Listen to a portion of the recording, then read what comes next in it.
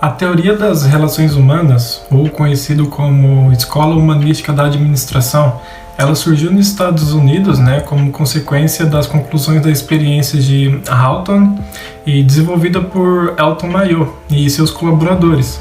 E isso foi um movimento de reação e também exposição à teoria clássica da administração. Então ela surgiu aí com a necessidade de humanizar e também democratizar a administração em si, e libertando de todos os conceitos rígidos e mecanicistas da teoria clássica, e também adequando-a dos novos padrões de vida e também do povo americano. E nesse sentido, a teoria das relações humanas ela se revelou um movimento tipicamente americano em si, e voltado para a democratização, como eu disse anteriormente. E o desenvolvimento das ciências humanas, principalmente na psicologia, bem como a sua crescente influência intelectual e suas primeiras aplicações à organização industrial, na indústria. E foi assim que as ideias da filosofia pragmática de John Dewey e da psicologia dinâmica de Kurt Lewin foram fundamentais para o humanismo na administração. E Elton Mayo é o fundador de tudo isso. Então as ideias de John Dewey e também de Kurt Lewin, elas foram fundamentais para que tudo isso acontecesse a partir do Elton Mayo. E com isso, em 1927, o Conselho Nacional de Pesquisas ele iniciou uma experiência na fábrica de Hawthorne, da Western Electric Company, e com isso, que fica situada em Chicago, para avaliar a correlação entre a iluminação e a eficiência dos operários em si, medida por meio da sua produção. E a experiência foi coordenada pelo Mayo, que estendeu-se à fadiga, aos acidentes de trabalho, à rotatividade pessoal, que é o turnover, ao efeito das condições de trabalho sobre a produtividade do pessoal em si, dos operários que estavam ali. E os pesquisadores eles verificaram que os resultados da experiência eram prejudicados por variáveis da natureza psicológica. E eles tentaram eliminar ou neutralizar o fator psicológico do trabalho. E então, que ficava pertinente isso, o que fez com que a experiência fosse se prolongar até 1932. E agora vamos ouvir um pouco sobre as experiências de Hawthorne. Agora, nós vamos falar das fases das experiências de Hawthorne. Bom, a primeira fase da experiência foram escolhidos 2 grupos de operários que fariam o mesmo trabalho em condições idênticas. A diferença é que um deles trabalharia sobre uma intensidade de luz que variava, enquanto o outro tinha uma luz constante. O objetivo disso era saber se o efeito da iluminação sobre o rendimento dos operários era um fator determinante. Bom, os observadores não encontraram correlação alguma entre as duas variáveis, mas eles verificaram a existência de uma nova variável que era muito difícil de ser isolada, denominada ela o fator psicológico. Isso significa que os operários reagiam à experiência de acordo com as suposições pessoais, ou seja, eles se julgavam na obrigação de produzir mais quando a intensidade de iluminação aumentava, e o contrário, eles produziam menos quando essa luz diminuía. Isso comprovou a preponderância entre o fator psicológico sobre o fator fisiológico. A eficiência dos operários é afetada por condições psicológicas, então eles reconheceram esse fator apenas quanto à sua influência negativa. Os pesquisadores pretendiam isolá-lo ou eliminá-lo na experiência por considerá-lo inoportuno. A segunda fase da experiência começou em 1927. Ali foi criado um grupo de observação, que continham 5 moças para montar os reles e uma sexta operária para fornecer as peças para o trabalho. A sala de provas era separada do departamento por uma divisão de madeira, e o equipamento de trabalho era idêntico ao utilizado no departamento, incluindo apenas mais um plano inclinado com um contador de peças que marcava a produção em uma fita perfurada. A produção foi o índice de comparação entre o grupo experimental e o grupo de controle, onde o grupo experimental tinha um supervisor, assim como no de controle, e um observador que permanecia na sala e observava o trabalho e assegurava o espírito de cooperação entre as moças. Elas foram convidadas para participar nas pesquisas e esclarecer quais eram seus objetivos, para assim então determinar o efeito sobre certas mudanças na condição de trabalho. eram informadas a respeito dos resultados e todas as modificações eram antes submetidas à sua aprovação. Instigava-se para que trabalhar dentro do normal e que ficassem à vontade no seu local de trabalho. Olá, então dando continuidade ao estudo, vamos falar sobre a terceira fase. Bom, ali os pesquisadores estavam preocupados ali com o comportamento do grupo das mulheres, né? O grupo experimental e o grupo de controle. Então eles acabaram tornando esse estudo o estudo das relações humanas. E aí foi então onde eles perceberam, né, que as mulheres do grupo de controle elas se sentiam humilhadas pela supervisão, que era bem constrangedora. Foi então que acabou surgindo um programa denominado Programa de Entrevistas, onde a empresa ela começou a entrevistar os funcionários, os empregados, a fim de saber sobre as suas atitudes, as suas opiniões, as suas sugestões e também os seus sentimentos. Esse programa acabou sendo um sucesso, né? E em 1931 eles desenvolveram esse programa ainda mais, criando a entrevista não diretiva, onde o empregado ele poderia falar livremente ali sem um pré-roteiro. Bom, ainda nessa fase foi descoberta também a organização informal, que é totalmente influente aí no estudo e no experimento da próxima fase.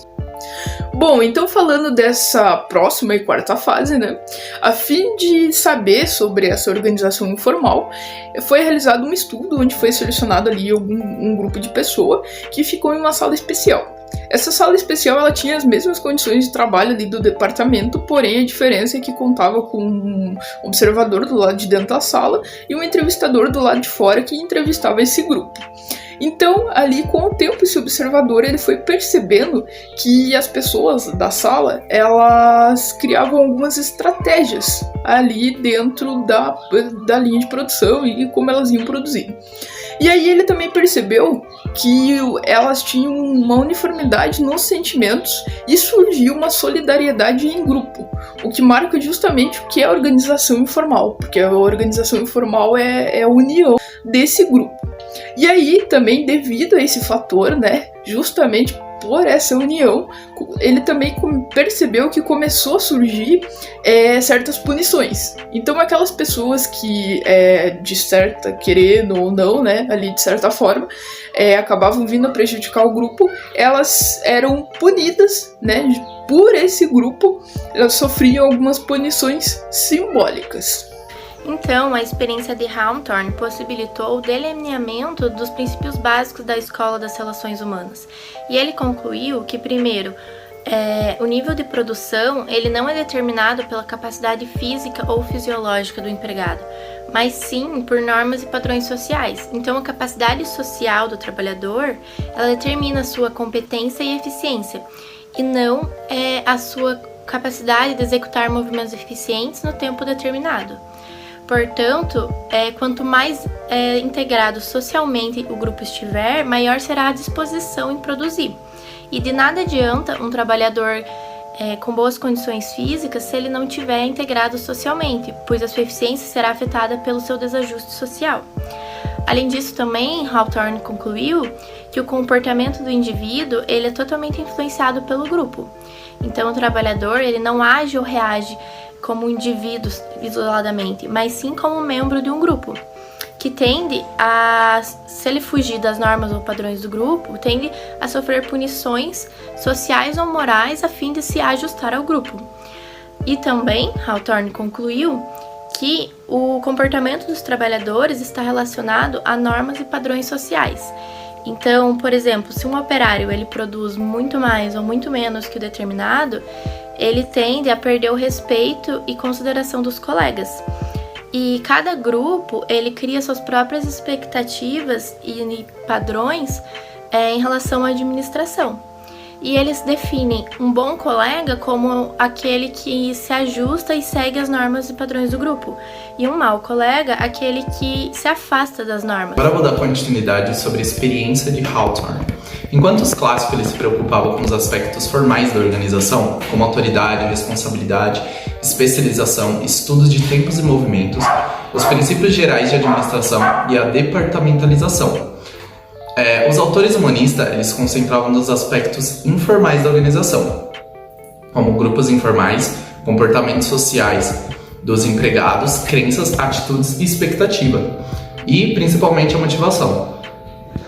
A empresa ela passou a ser visualizada como uma organização social composta de grupos sociais informais, cuja a estrutura nem sempre coincide com a organização formal da empresa, ou seja, com os propósitos definidos pela empresa. Os grupos informais constituem a organização humana da empresa, muitas vezes em contraposição à organização formal estabelecida pela direção. Os grupos informais ainda, eles definem suas regras de comportamento, formas de recompensa ou sanções sociais, objetivos, escala de valores, crenças e expectativas que cada participante vai assimilando e integrando em suas atitudes e comportamento. No local de trabalho, as pessoas elas participam de grupos sociais dentro da organização e mantêm-se em constante interação social. Para explicar o comportamento humano nas organizações, a teoria das relações humanas passou a estudar essa interação social. As relações humanas são as ações e as atitudes desenvolvidas a partir dos contatos entre pessoas e grupos. Cada pessoa possui uma personalidade própria e diferenciada que influi no comportamento e nas atitudes das outras com que mantém, aquele contato, aquela relação. E por outro lado, é igualmente influenciada pelas outras. As pessoas elas procuram ajustar-se às demais pessoas em grupos, querem ser compreendidas, aceitas e participar, ao intuito de atender os seus interesses e as suas aspirações pessoais. Eu vou dar continuidade à conclusão da experiência. Bom, a especialização ela não é a maneira mais eficiente de divisão do trabalho, embora não tenha tido tanta preocupação com esse aspecto. Mayo e os seus colaboradores, então, eles verificaram que a especialização proposta pela teoria clássica ela não criaria uma organização mais eficiente. Então, eles observaram que os operários eles trocariam de posição para variar e então evitar essa monotonia, contrariando então a política da empresa. Elas traziam efeitos negativos na produção, que elevavam então a moral do grupo. O conteúdo e a natureza do trabalho têm tanta influência sobre a moral do trabalhador. Os trabalhos simples e repetitivos, eles tornaram-se monótonos e maçantes, afetando então negativamente a atitude do trabalhador e reduzindo então a sua satisfação e eficiência. Os elementos emocionais não planejados e racionais do comportamento humano, eles também merecem atenção especial da teoria das relações humanas. Daí então a denominação dos sociólogos da organização aos autores humanistas. Bom, concluindo a nossa teoria das relações humanas, podemos notar que ela mostra um esmagamento do homem pelo desenvolvimento de uma civilização industrializada, no qual Elton Mayo, ele é o fundador desse movimento e acabou dedicando 3 livros aos problemas humanos, sociais e políticos que são decorrentes da civilização, que é uma civilização baseada na industrialização e na tecnologia. Os métodos de trabalho, eles visam uma eficiência e não uma cooperação, no qual essa cooperação humana, ela não é um resultado de determinações legais ou de uma lógica organizacional.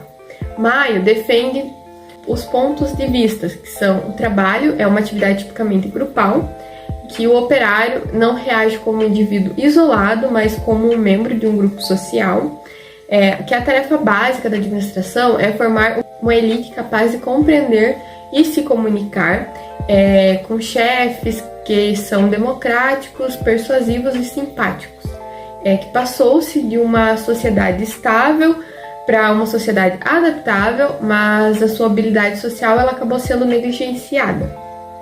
Ele também defende que o ser humano ele é motivado pela necessidade de estar junto, de ser reconhecido pelo seu trabalho, de receber uma adequada comunicação por isso.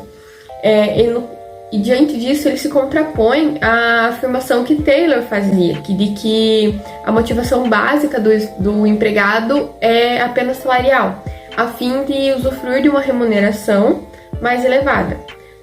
Para Mayo, ele diz que a organização é eficiente por si só, mas ela não eleva a maior produção. Ela é incapaz de elevar sua produtividade se caso necessidades psicológicas dos seus trabalhadores não forem descobertas, localizadas e satisfeitas, no caso se o seu trabalhador não estiver satisfeito dentro do ambiente de trabalho. E por último, ele defende que a civilização industrializada ela traz como consequência uma desintegração dos grupos primários da sociedade, como a família, os grupos informais e a religião, enquanto a fábrica, o meio de produção, ele surge como uma nova unidade social que proporciona um novo lar, um local de compreensão e de segurança emocional para os indivíduos. Temos então como conclusão final que a gente pode analisar a partir disso tudo que os métodos eles convergem para a eficiência e não para a cooperação humana, e muito menos para os objetivos humanos. Então há um conflito social na sociedade industrial. Há uma incompatibilidade entre os objetivos organizacionais da empresa e os individuais dos empregados. Ambos, eles nunca se deram muito bem, principalmente quando a preocupação exclusiva com a eficiência sufoca o trabalhador. O conflito social ele deve ser evitado a todo custo por meio de uma administração humanizada que faça tratamento preventivo e profilático. As relações humanas e a cooperação são a chave para evitar o conflito social. Maillot, então, ele não vê a possibilidade de solução construtiva e positiva do conflito social. Para ele, o conflito social é o germe da destruição da própria sociedade. Ou seja, o conflito social é uma chaga social, a cooperação é o bem-estar social.